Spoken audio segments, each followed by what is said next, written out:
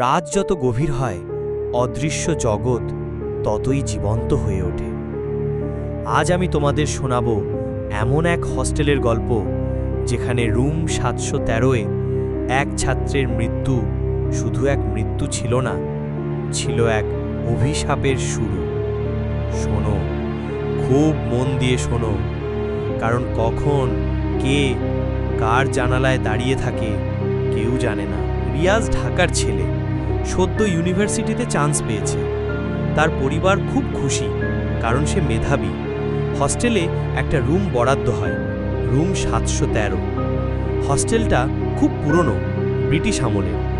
দেয়ালে ফাটল, সিলিং থেকে ঝুলে থাকা পাখা আর একটা স্যাঁতস্যাঁতে গন্ধ।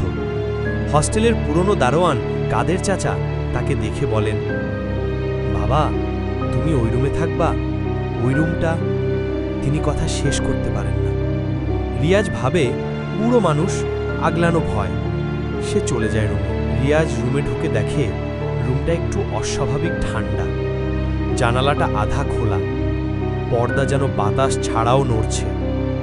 খাটের নিচে সে পায় একটা পুরনো ডায়েরি, পাতা হলুদ, কলমের কালি শুকিয়ে গেছে। ডায়েরিতে লেখা, সে আমাকে দেখে, আমি ঘুমোতে পারি না। জানালার পাশে সে দাঁড়িয়ে থাকে প্রতিদিন রাত ৩টে। রিয়াজ হাসে, মনে করে আগের কেউ পাগল ছিল হয়তো। প্রথম রাতে রাত ৩টে হঠাৎ করে ঘড়ির টিকটিক শব্দ বেড়ে যায়। সে চোখ মেলে দেখে জানালার বাইরে একটা ছায়া দাঁড়িয়ে আছে, মাথা নিচু, সাদা জামা, কিন্তু মুখ নেই। সে চিৎকার করে উঠে বসে। তখনই ছায়াটা হঠাৎ মিলিয়ে যায়। সেভাবে হয়তো স্বপ্ন দেখেছে। পরদিন সকালে সে গার্ডেনের সামনে বসে থাকে। কাদের চাচা তাকে ডেকে বলেন, তুমি কি ডায়েরি পেয়েছ? হ্যাঁ পেয়েছি চাচা। তাতে কি? তুমি কি জানো সেই রুমে রাজীব থাকত? ৩ বছর আগে এক রাতে হঠাৎ সে চিৎকার করে ওঠে। তারপর সকালে তার লাশ পাওয়া যায় জানালার গ্রিলের সাথে ঝুলান্ত। কেউ জানে না সে মরল কিভাবে। রিয়াজ তখন কাঁপতে শুরু করে, কিন্তু সে কিছুই বুঝতে চায় না। সবাই বলে সে পাগল হচ্ছিল, কিন্তু সেই চিৎকার এখনো কেউ কেউ শুনতে পায়। রাত ১:৩০। ঘুমের মাঝে রিয়াজ শোনে কেউ ধীরে ধীরে হাঁটছে রুমের ভেতর। সে চোখ খুলে দেখে আয়নার ভেতরে নিজের প্রতিবিম্ব নয়, একটা ভিন্ন মুখ। সে চিৎকার করতে চায়, কিন্তু গলা বন্ধ। দরজায় ছুটে গিয়ে দেখে দরজা লক। সে কাঁপতে কাঁপতে পেছনে ঘুরে তাকায়।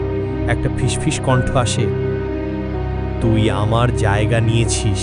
তৃতীয় দিন সে ডায়েরির শেষ পাতায় খুঁজে পায় নতুন লেখা, আমি এখন একা না, তুই আছিস। এখন আমি যাব না, তোকেই নিব। লেখাটা ছিল একেবারে নতুন কালি দিয়ে লেখা, কিন্তু রুমে কেউ ঢোকেনি। তালা বন্ধ ছিল ভিতর থেকে। রাত ৩:১৩। আবার দরজায় শব্দ, ঠক ঠক ঠক। রিয়াজ সাহস করে দরজা খুলে দেয়। বাইরে কেউ নেই, কিন্তু হঠাৎ পেছনে জানালার গ্লাসে প্রতিফলিত হয় একটা মুখ, যেটা তার না। সে দৌড়ে বের হয়ে যায় আর হস্টেলে ফেরে না। রুম ৭১৩ আজও খালি। কেউ রাতে সেখানে থাকতে চায় না। বাতাসে একটা কণ্ঠ শোনা যায়, তুই পালিয়ে গেলি, কিন্তু তোকে ছাড়ব না। রুম ৭১৩ কারোর না, এখন সে আমার।